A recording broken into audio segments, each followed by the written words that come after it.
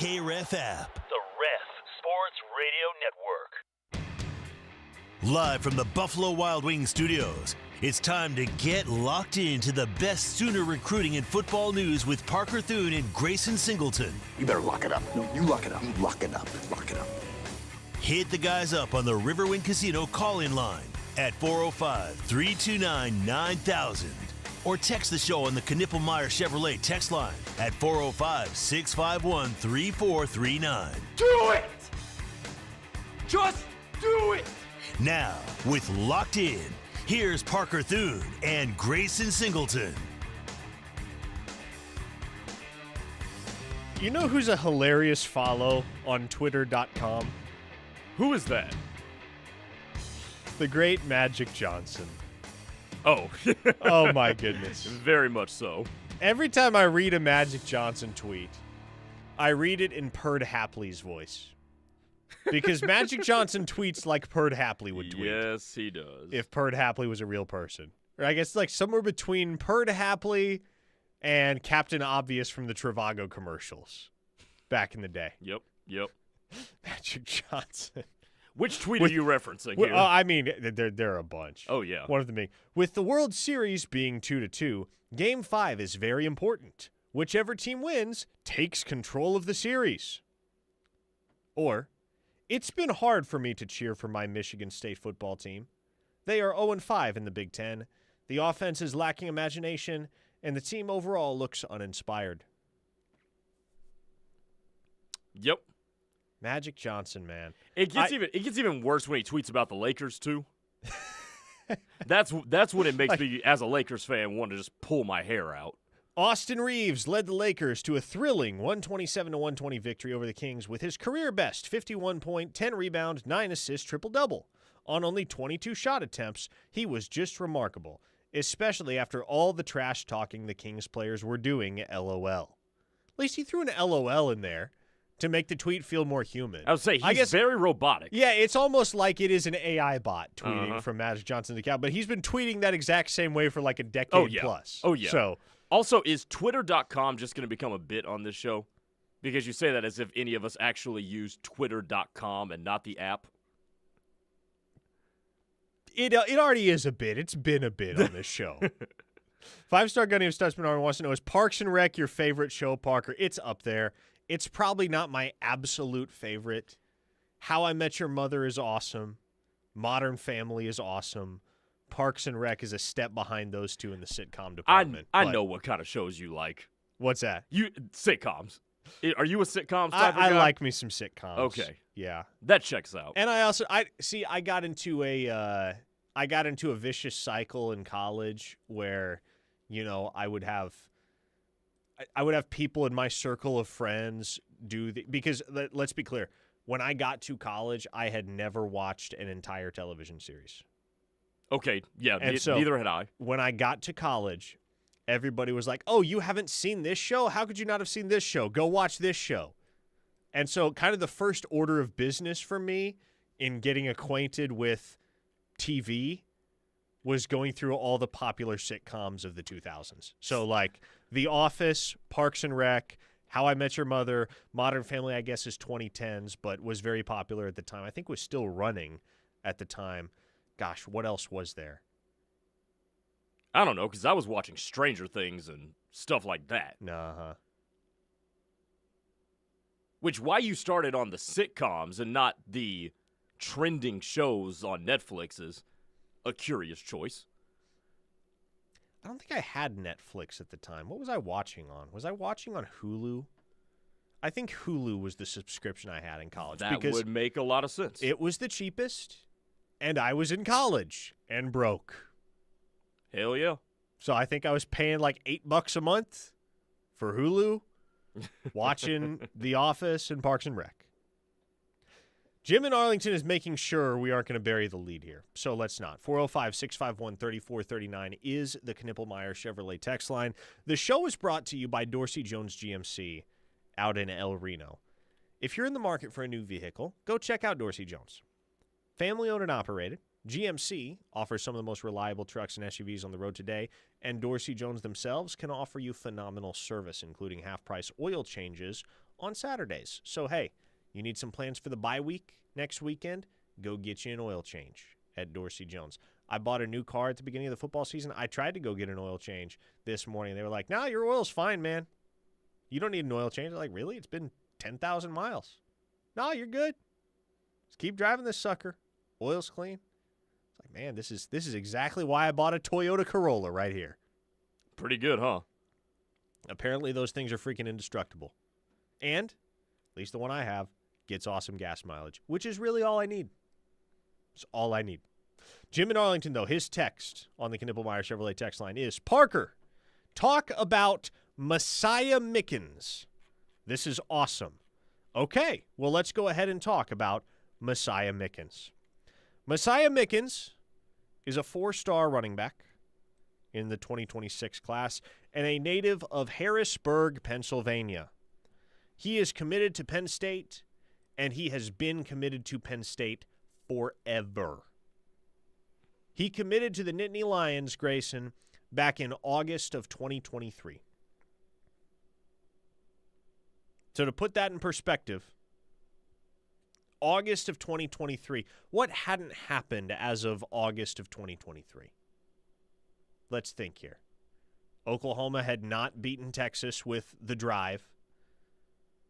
Dylan Gabriel to Nick Anderson. Doesn't that feel like eons ago? That does feel like eons ago at this point.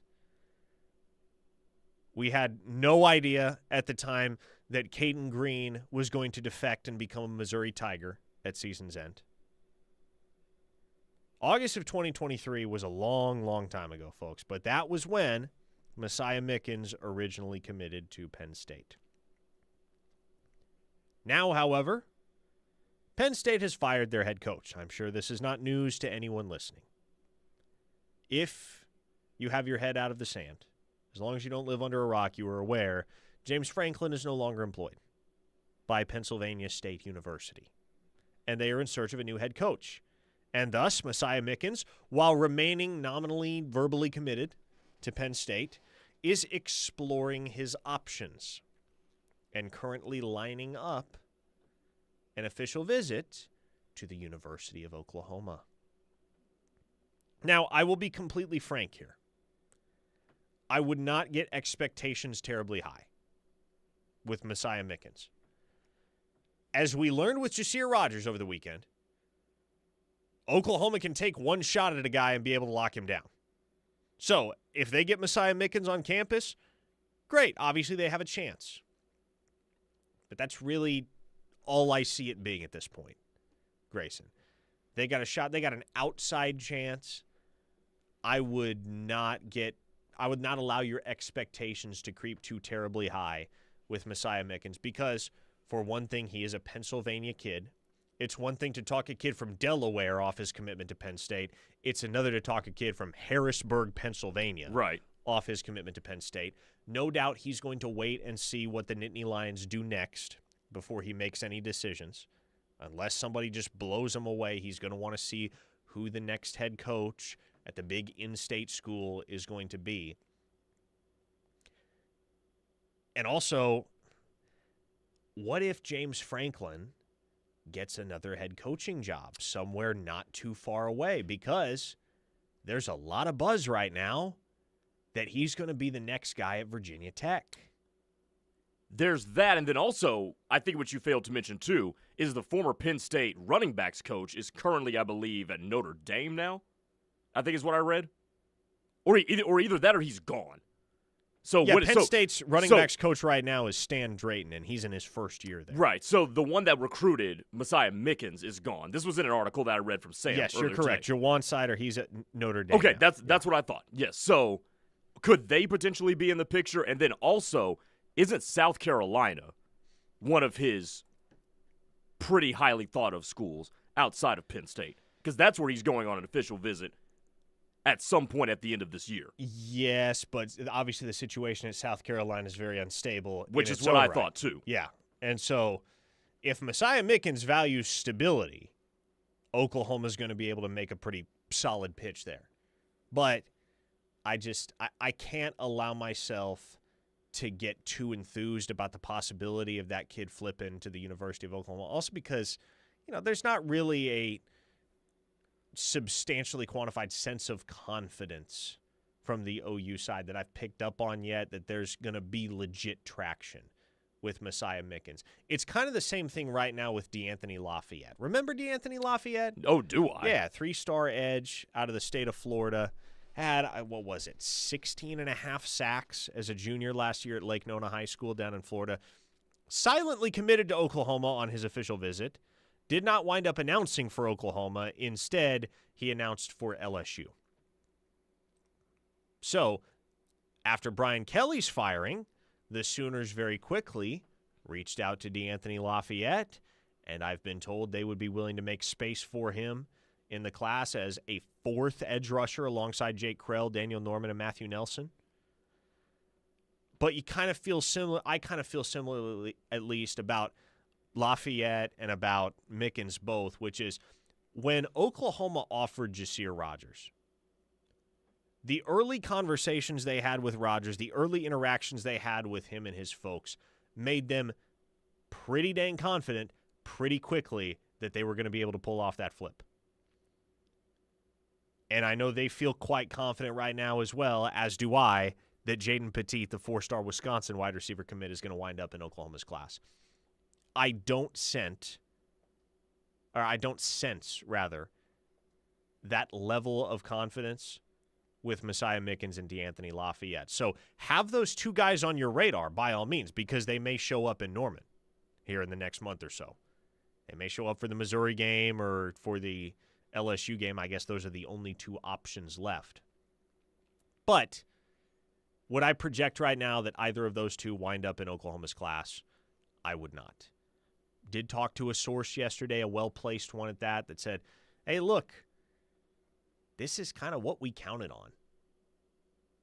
This is kind of the reason why we allowed our class to sit at, 18 commits for a while there, is because we knew there was going to be some movement. There were going to be some coaches fired. We were going to have stability here in our building that we could pitch to these kids. And so we have room in our class to take some very, very talented football players should they become available and reciprocate our level of interest. And if there's a guy that we like enough that we feel like we got to have him on the roster, we will do what it takes to get him here. And so these may not be the only two guys down the stretch. Well, them and Petit obviously makes 3. Those may not be the only 3 guys down the stretch that Oklahoma makes a push to flip. But right now, the one to feel good about, the one to feel great about, I would say, is Petit. With Mickens and Lafayette, it's kind of a wait and see what happens type of approach. Lafayette is a different case than Mickens for me because Lafayette's just a dude that you just love to have just because he's a hell of a football player. Yes. And Mickens is good in his own right, but I think the way the running back saga has transpired this year with Oklahoma, I feel like it'd be nice to have a second one in the class, not just a Zephan Walker from the state of Missouri, given that, Javonte's going to be out of eligibility, Jaden Knott's going to be gone, one of Taylor Tatum and Xavier Robinson is going to be gone as well. So I would like to see more than one in the class just based off recent events. You're not in a rock and a hard place right now. But so like, if I had to pick one that I would say you might want to work overtime to get, it would be Mickens. Lafayette would be great, but you're set at defensive line. If you want to take another one, hell yeah, by all means, go for it. But running back, you might want another one. Sooner Fish wants to know, random, but whatever happened to T.A. Cunningham? T.A. Cunningham, former 4-star defensive line talent in the 2024 class, as I recall, that at one time was leaning heavily to Oklahoma, wound up signing with Penn State. Currently, Sooner Fish, he is at Garden City Community College in Kansas. Oh, well, that took a turn. Yes. Picking up G5 and FCS offers. So that one really didn't pan out. There's your resolution on T.A. Cunningham. Sooner 287 says, is Caden Hall still on OU's radar, the safety that's committed to Florida? Yes. Still on his radar. Again, we'll see what happens. Haven't gotten the sense that there's a ton of tangible traction there just yet. Reformed Sooner wants to, I should say, says, this isn't a question, but rather a statement, you seem to have the sense that OU is not making a coaching change no matter what. No, not really, Reform Sooner. I'm looking ahead to Oklahoma's final 4 games of the season, and I am projecting that they go at least 2-2 over these last 4 games. The only reason Oklahoma would make a coaching change is if they went 1-3 or 0-4 the rest of the way, in my mind. 8-4 and Brent Venables is perfectly safe. Like it or hate it, that's reality. Oklahoma's not going to be parting ways with Brent Venables if he turns in an 8-4 regular season, with as vicious as that schedule was, is, and will be. And not to mention, this is a bad time to fire a coach just because of vibes. Like, Penn State could do it because they were the first to do it, but at this point, no, that's probably not a good idea unless you have a concrete plan of what you're going to do after. And I don't know that there are many programs right now that have a concrete plan of what they're doing anyway. And that's my point, because Florida just got, with LSU firing Brian Kelly, Florida's plan of landing Lane Kiffin just got rocky. They got competition now. Yep. But obviously, I think it's pretty well understood that Kiffin is Florida's A1 guy. Mm-hmm. It's starting to become more evident, I think, that Virginia Tech is not going to wait out Shane Beamer, and they're just going to go try and get James Franklin, which can't blame him. James Franklin's a good football coach. Didn't win enough to keep him happy at Penn State, but he's a good football coach. Outside of that, though. Would he win 80% of his games, though? Exactly. That's what I'm saying. That's incredible. He got $50 million not to coach anymore at Penn State when he was genuinely one of the most consistent coaches in the entire country. Mm-hmm. But outside of that, there's still a lot that hangs in the balance, man. And a lot of vacancies that haven't come open yet but are likely to in the days and weeks ahead. Wisconsin comes to mind. Michigan State comes to mind. Auburn and FSU come readily to mind.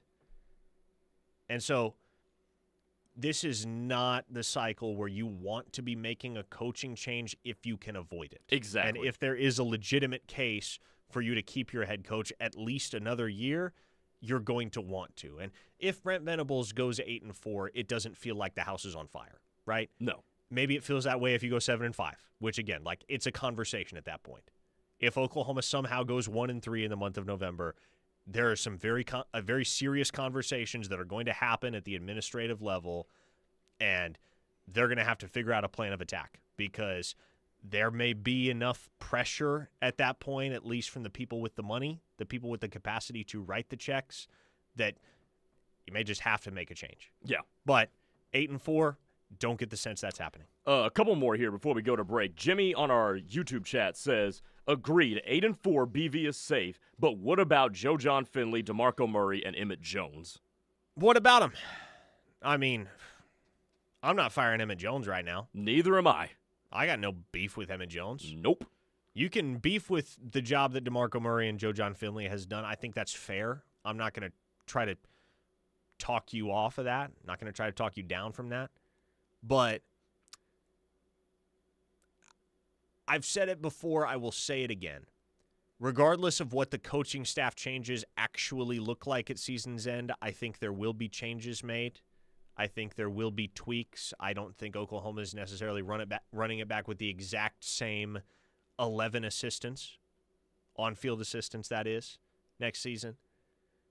We'll see what happens, but I'm certainly not firing Emmett Jones. There's no reason to. No. And keep this in mind, too. Once you start making staff changes at the assistant level, that's how you know the coach is on his last legs. When you start picking around and saying, all right, we're getting rid of this assistant or this assistant, the coordinators probably aren't going anywhere. But when you start picking off assistants, that's generally a good indicator that, hey, we're running thin with the coach. Running short of patience, certainly. Yes. I mean, that's what Scott Woodward evidently wanted to do with Joe Sloan last Sunday. He told Brian Kelly, hey, you're going to fire the OC. And Brian Kelly was like, the hell I am. And Scott Woodward said, okay, you're fired. Okay, you're fired. Yeah, exactly. That's how it goes. Yeah, you start firing assistants, the leash becomes a lot shorter for the head ball coach. That is a tangible signal that, hey, you better figure it out. You better start winning. Otherwise, year next. And I bet you that's the direction they go if this season ends up 7-5. 405-651-3439 is the Knippelmeyer Chevrolet text line. We will hit many of your texts, questions, comments, opinions, all of the above. Reach out to us on the Knippelmeyer Chevrolet text line, and we'll discuss coming up here on The Ref, the home of Sooner fans. A true Sooner fan wouldn't be caught dead without the KREF app. Join the Army. Get the app. Tell your friends. This is The Ref, where diehard Sooner fans listen. Motorcycle riders face extra dangers on the road because of distracted drivers. Each year, thousands of lives are forever changed by tragic crashes, leaving families to pick up the pieces. We understand the emotional toll these crashes cause. Insurance companies don't. At McIntyre Law, we're here to level the playing field. If you or a loved one has been injured in a motorcycle crash, call us at 405-777-7000. We are McIntyre Law, protecting Oklahoma riders one case at a time. In the midst of this exciting football season and return of big league hoops, don't forget, it's health insurance season. November 1st through December 15th is the only time to renew or change your individual health insurance for 2026 without a qualifying event. Due to federal changes, it's more important than ever. Allison Insurance has guided thousands of Oklahomans toward the right health insurance policy. Call Allison Insurance at 745-2968 or 800-580-5587. Allison Insurance. They are the experts.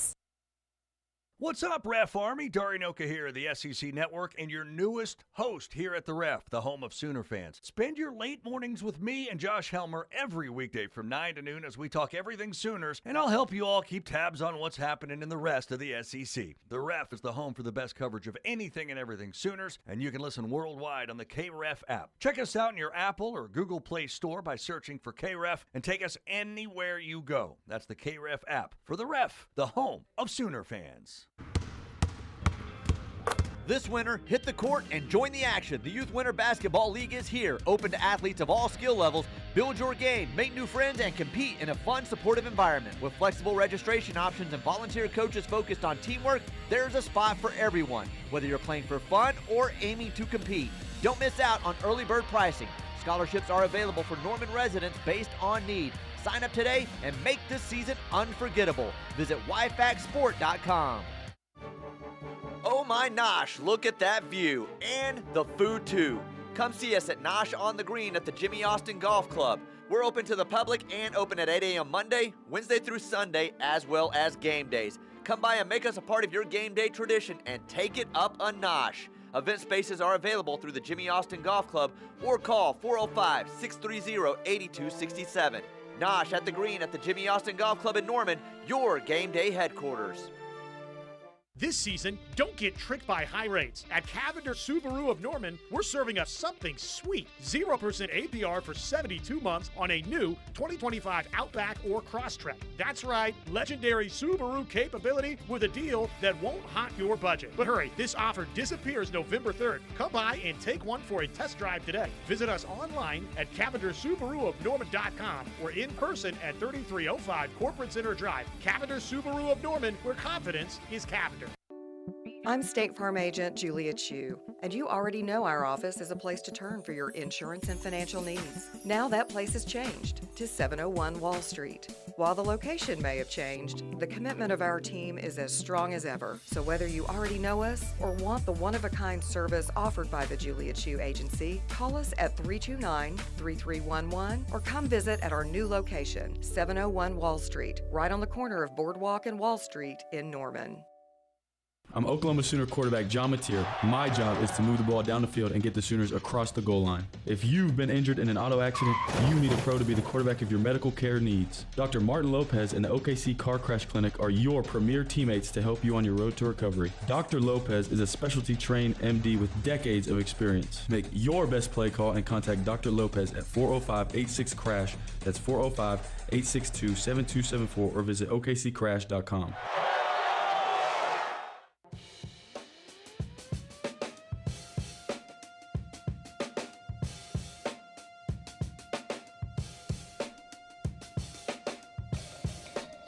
Parker, Thune, Grayson, Singleton here with you on the Ref. You're listening to Locked In. Back to the Knippelmeyer Chevrolet text line we go at 405-651-3439. Let's talk about the transfer portal, shall we? Already? I mean, listen.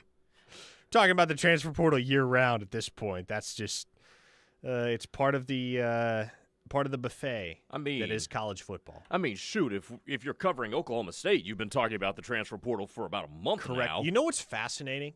What? And I think this speaks to how bad of a coach Deshaun Foster was. Oh, no. UCLA did not lose a single player. No, they in the did not. 30-day provisional window. And they got substantially better. Yes. Is Deshaun Foster the worst college football coach of the 21st century? He is in the conversation. It is a conversation because that is nuts. When you don't lose a single player in the 30-day provisional window, what does that tell you? Oh, that tells you that the head dude was the problem. And everybody knew it. You know what was also funny about that?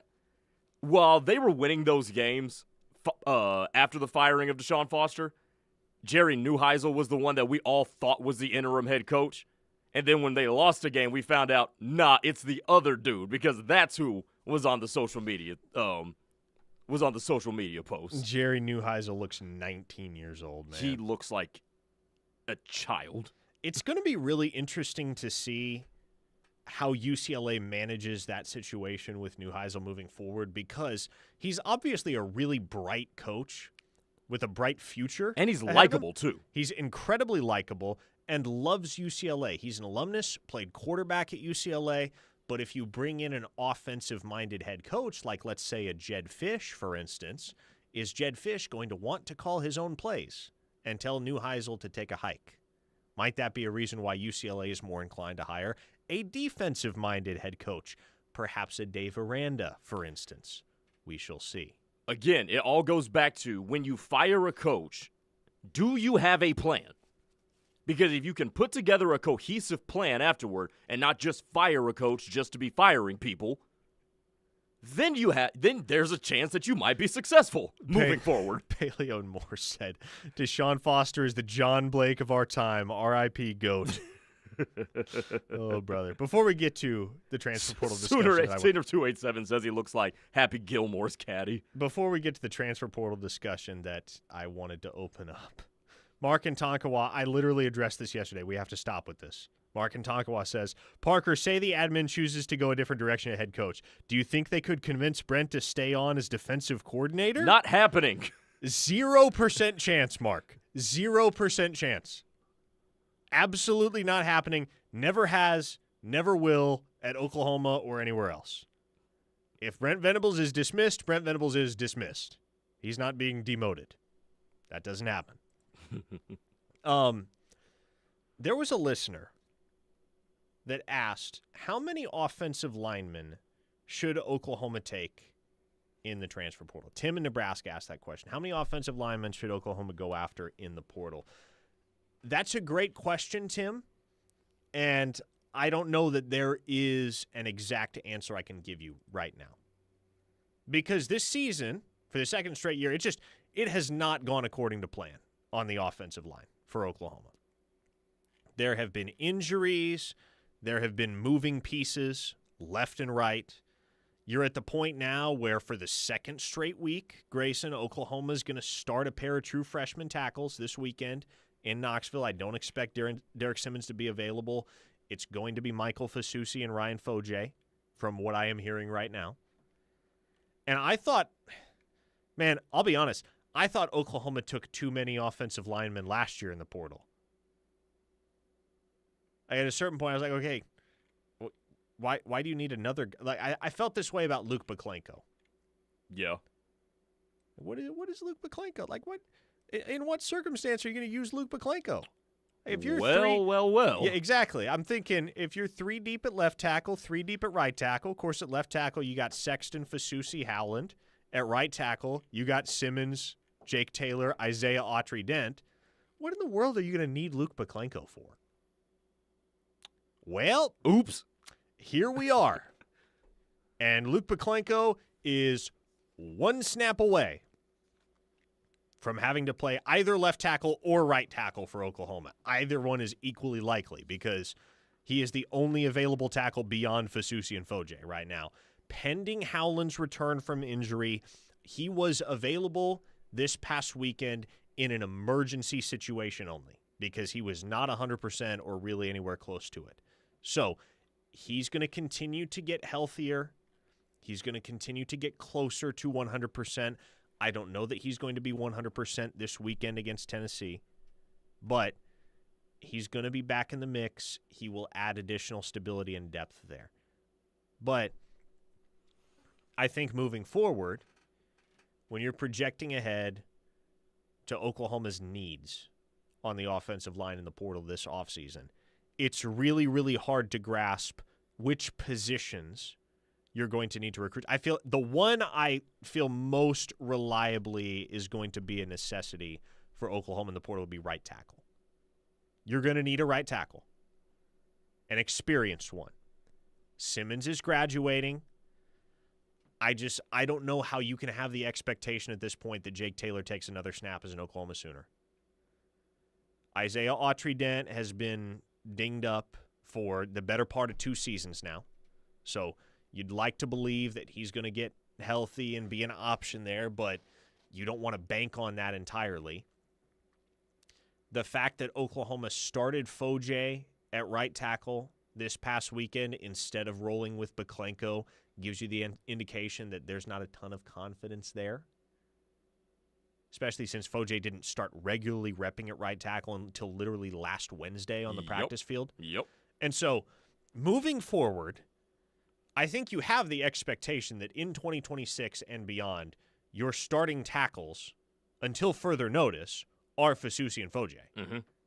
But you have to have options behind those guys. And evidently, I think if you're taking a lesson from the 2025 season, you cannot have too many dudes that are available and on the roster, on scholarship, ready to go, ready to perform at a moment's notice, and also can play multiple positions. Right. And it also, I think it's going to be a matter of philosophy of how many you take, because you're going to take 1 or 2. But in terms of how you want to construct the team, and obviously you have to talk about incoming freshmen as well, that has to matter in the calculus too. That's going to determine exactly how many you take, because you're going to have to take some, just given the outbound guys and the guys that you have currently that are not playing behind Fasusi and Foje, that being Autry-Dent and Akinkumi as well, I believe. You just haven't been confident to get them either on the field or they haven't been healthy. So it would just be a matter of how you view all of these other dudes. Ellison B.A. asks, so is EPL just a bust? No, absolutely not. In fact, I think there's a decent chance Eddie Pierre-Louis starts at left guard this weekend for Oklahoma. You've seen him on the field the last 2 weeks. Right, yeah. Heath Ozida has gotten pulled against both South Carolina and this past weekend against Ole Miss. To be honest, I'm not really sure what Bill Bedenbaugh's doing at that spot. There are a lot of folks that are unsure about what's going on at that left guard spot between Ozida and EPL. So that hasn't been injury related. It has not been injury related to my knowledge. It's odd. But at least from what I've seen from EPL the last 2 weeks, it's been more good than bad. He's brought some nastiness as a run blocker, that's for dang sure. So no, EPL is not a bust. And if you had to take a guess, at what Oklahoma's starting offensive line is in 2026 at this rate, I think what you're looking at is Jake Michaela at center, Fasusi and Foje at the tackles, although maybe you go portal at right tackle and or get Isaiah Autry-Dent or Logan Howland tuned up at that position and slide Foje back inside to right guard. It's Ozida and or EPL at left guard.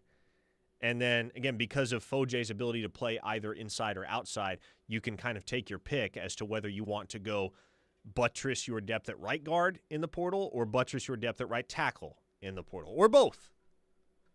Right now, I think Oklahoma has 16 scholarship offensive linemen, and somehow that's still not enough. I don't know, man. I'm kind of just in figure it out mode. I mean, get on the train, because clearly the coaches have been in that mode. And to that point, a texter in the 580 says, I think the problem is that Bill Bedenbaugh doesn't know what Bill Bedenbaugh is doing at that spot or any other one or the portal. Obviously, what will change this winter, as far as Oklahoma's portal efforts, is that it won't be Bill Bedenbaugh picking and choosing his guys. It will be the Oklahoma front office picking and choosing the guys. Much like it was in the spring when Jim Nagy in the front office identified Jake Michaela and decided, all right, that's the guy we're going to go get. Can play guard, can play center. We need that guy here. What do you think about Michaela? He's been okay. I'd say B to B minus type of guy. Yeah, like he started off playing good ball in non-conference play.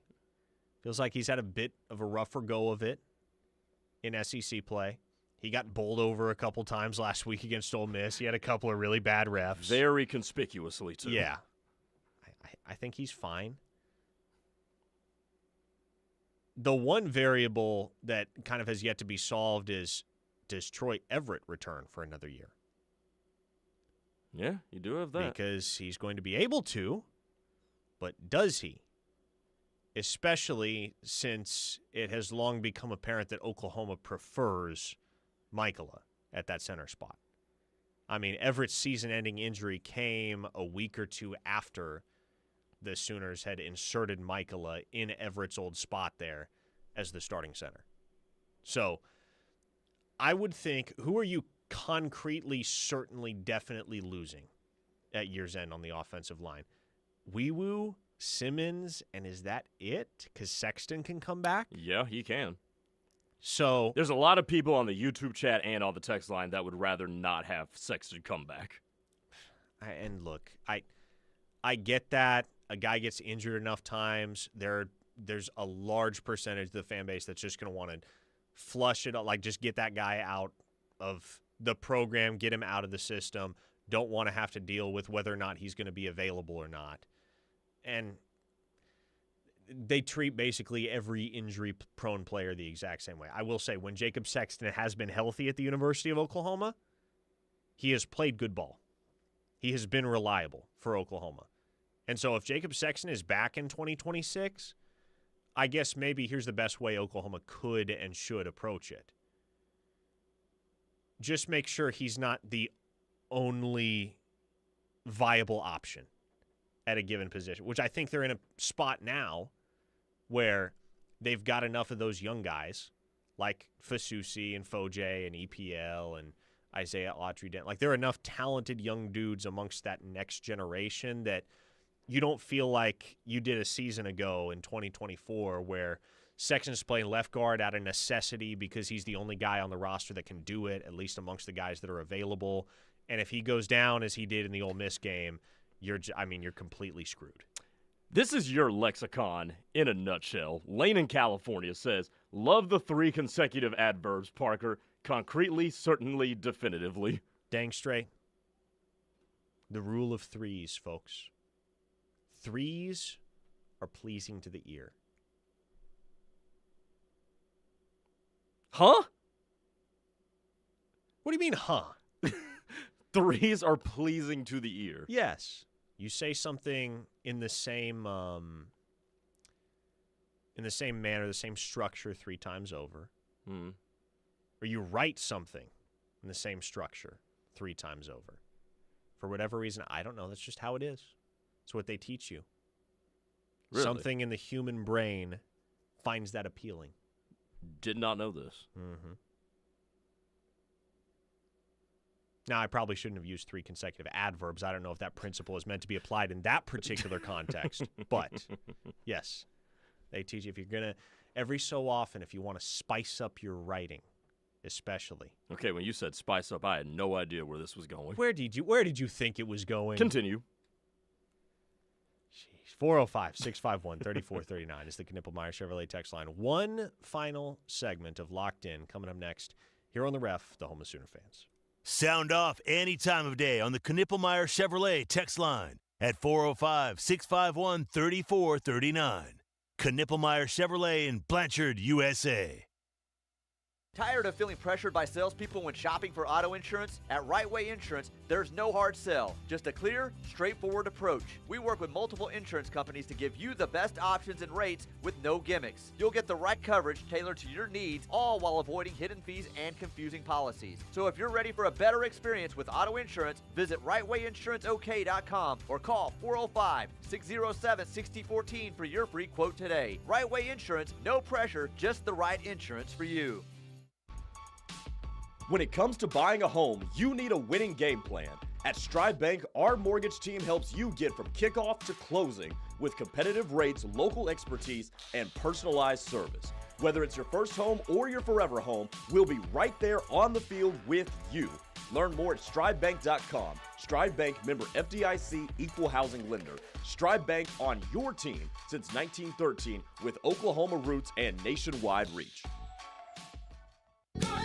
It's spooky season here at Riverwind Casino. And the monster jackpots are taking over. Experience all thrills and chills on brand new electronic games. Celebrate in style as a VIP in a private suite in our Showplace Theater. Game like an MVP when you play with your wild card. Drop in every Friday in October to win your share of our $100,000 Creepin' for Cash giveaway. So keep the good times rolling at your favorite haunt. And we'll see you at Riverwind Casino. Hey Norman, are you looking for a new Kia? At Sooner Kia of Norman, you can save up to $6,000 or 0% financing on a brand new Kia. Need service? Full synthetic oil changes or alignments are just $69. November 1st, they're hosting the City of Norman Animal Welfare Mobile Pet Adoption. Stop by and meet their new GM. He might be from California, but he's all Okie. Grab a deal you cannot afford to miss. Sooner Kia, 418 North Interstate Drive in Norman. Better deals, better service, better get here now. Metro Ford of OKC presents the KREF Sports TV Game of the Week. Rolls to his right, throws, he's got a man, touchdown! This week in 6A District 2, Edmond Memorial and Broken Arrow battle for a chance to control their own destiny for a first-round bye in the playoffs. Scoops it up, and he's going to score! Touchdown for Big 99, touchdown JB2! Catch Edmond Memorial versus Broken Arrow at 7 p.m. this Friday night on KREFSports.tv. What's on your to-do list? Check your mail? Get groceries? How about getting your annual vaccines? We can help you check that off. You've got this. Yes, you do. Because we've got you. With local vaccine events and access to transportation, protecting yourself and your loved ones is not a chore anymore. You've got this. A message from the Aging and Disability Vaccination Collaborative, powered by U.S. Aging. Funded by the U.S. Administration for Community Living through a grant to U.S. Aging. Learn more at yougotthis.usaging.org. Kids across America are going to school hungry. Millions of kids every day. But one simple thing can help change all of this for a hungry child in America. Good, healthy food and the energy it brings. With help from caring people across America, No Kid Hungry is providing healthy meals and hope to hungry kids so they can build better futures. To learn more about ending child hunger in America, go to helpnokidhungry.org today. Your child is sick. With those 4 words, the innocence and joy of childhood disappears. But Starlight has taught us 4 other words that make all the difference. The power of play. Happy kids heal faster. That's why Starlight Children's Foundation delivers happiness through gaming, toy deliveries, and more to hospitals across the country. Learn more at starlight.org.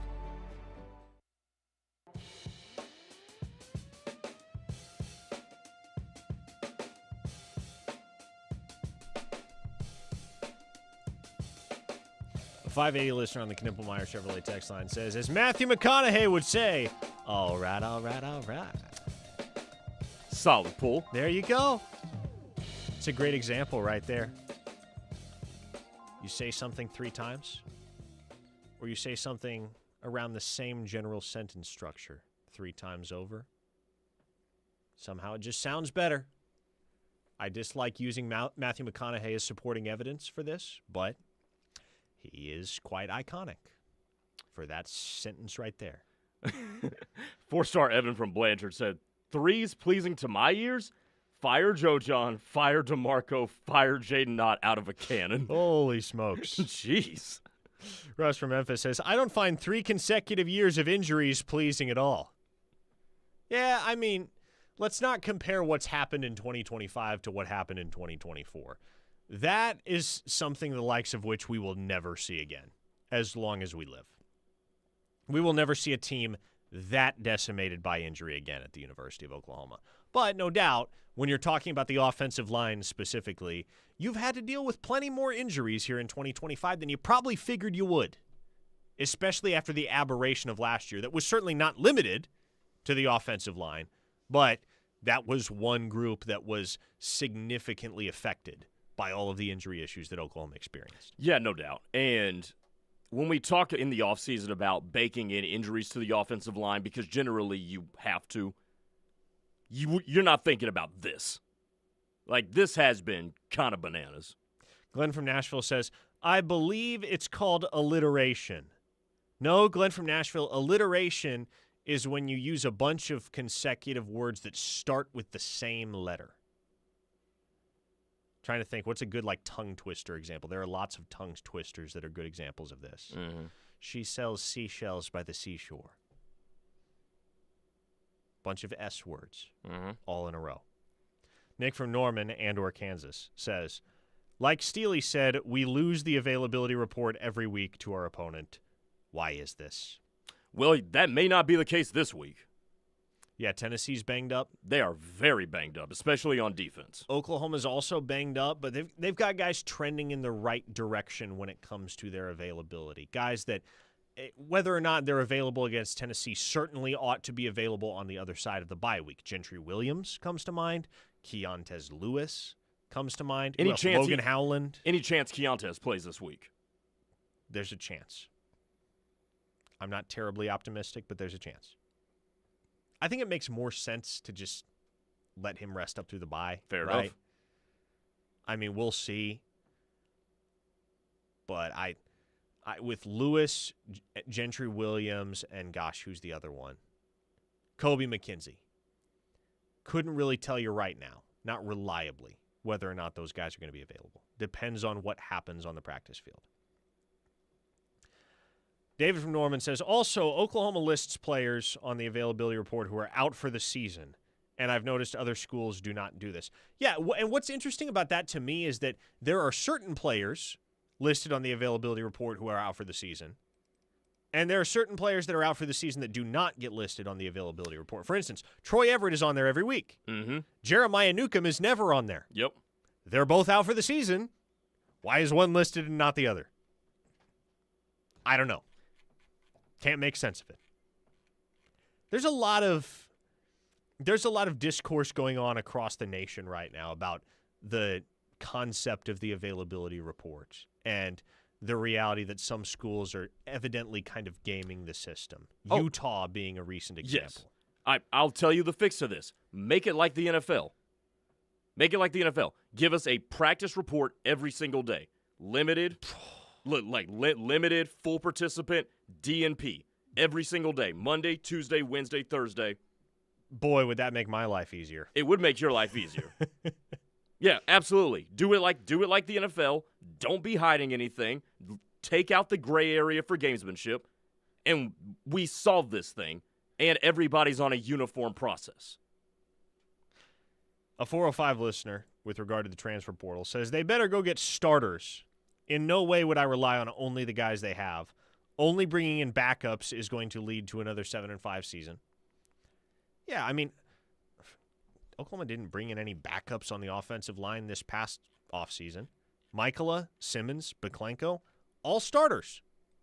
Michaela and Beklenko were starters on the same offensive line at Stanford. I think he means that guys that are projected to start at Oklahoma. So you're talking about even so.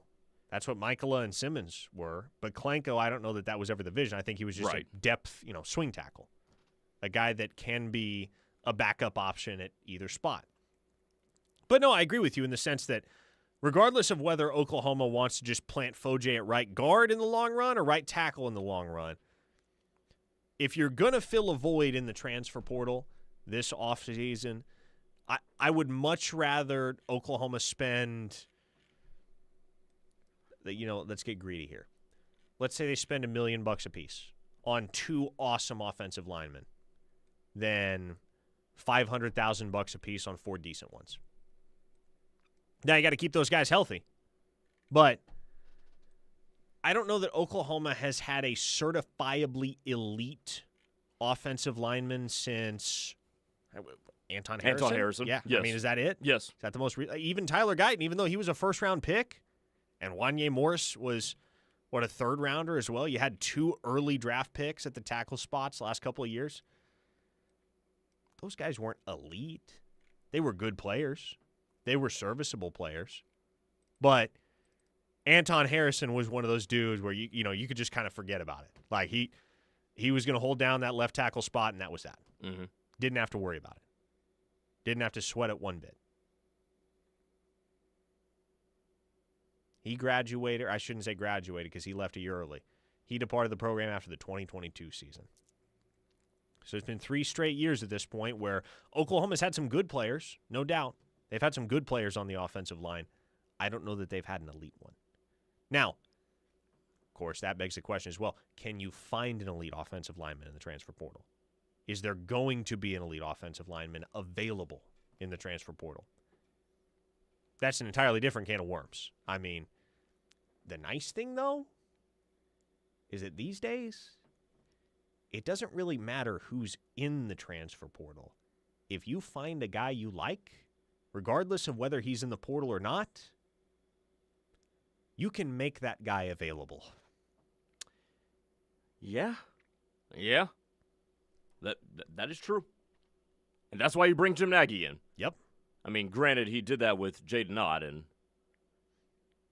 oops. Yeah, not gonna win them all. Not gonna hit on them all. No, you're not. EJ from Louisiana says, does Satania have another year of eligibility, and if so, do you see him leaving or returning? Yes, he does have an additional year of eligibility, and I would say at this point the odds are that he returns. I don't know that he's obviously played well. I don't know that he's played well enough that he's already secured enough NFL draft stock to be able to say peace out to college football at year's end and take his chances in the draft pool. I think another year would do him well. He's on track right now to flirt with that 1,000-yard barrier. Yeah. Which that would make him Oklahoma's first 1,000-yard receiver, I do believe, since Marvin Mims in 2022, who just barely got there himself. And I think he is the only 1,000-yard receiver of the 2020s for Oklahoma, because they didn't have a 1,000-yard receiver in 20 or 21. They haven't had one the last couple of years in 23 or 24. Drake Stoops was close in 23. But Isaiah Satania is on pace right now to join Marvin Mims as the only 1,000-yard receivers of the 2020s, the decade that is the 2020s for Oklahoma. Denver from Indiana asks, what the hell has happened to Tatum? You think I have an answer for you, Denver? We're all wondering the exact same thing. I mean, immensely talented athlete. And the best answer I can give you is he has been banged up. He's been consistently injured, has not been able to get healthy, has been dealing with one thing after another. He has ball security issues. He has pass protection issues. He is really good with the ball in his hands, but right now that's about the extent of Taylor Tatum's game, at least from what we've seen. And also, if the ball is in his hands, there's no guarantee it's going to stay in his hands. There's a chance it ends up on the ground. So, Xavier Robinson and Torrey Blaylock, they're much better all-around backs. They're not a liability in pass protection. And so the long and short of it is that there's just not much of a role for Taylor Tatum right now at Oklahoma. Blue of Green Country said, would have had a 1,000-yard tight end in Kinnick, but what the hell happened there? Yeah, he's been a much less conspicuous facet of the game plan the last few weeks. There's been a couple plays where he was wide-ass open. And now that is true. That John just hasn't found him. That is true. He's been open. But, I don't know, John Mateer's just not looking his way as much as he was in the early stages of the season, which is odd because it felt like through 3-4 games, that was the one guy that John Mateer trusted more so than anybody. Yeah. Was Jaren Kanak. Uh-huh. There was a lot of faith there. He would make things happen to get Jaren Kanak the ball. Mm-hmm. Chucktown Sooner points out, with regard to the portal, unfortunately, our guys can be, quote-unquote, made available as well. I can only imagine the offers Stone is going to get this offseason. The cost to keep him last year was probably cheap in comparison. And yeah, you better pony up. This is another reason why you bring in a front office. It's not just for the sake of talent acquisition. Retention. It's also for the sake of talent retention. And that will be a challenge for a team that has been as strong as Oklahoma has on defense, but has had such issues, especially in conference play, of playing complementary football. All right, folks, that is all. That is all she wrote on this Wednesday installment of Locked In. For Grayson Singleton, I am Parker Thune. We will do it all again with you tomorrow. Same time, same place here on the Ref, the home of Sooner fans. Stay with us. Tyler McComas and Travis Davidson have The Rush kicking off on the other side.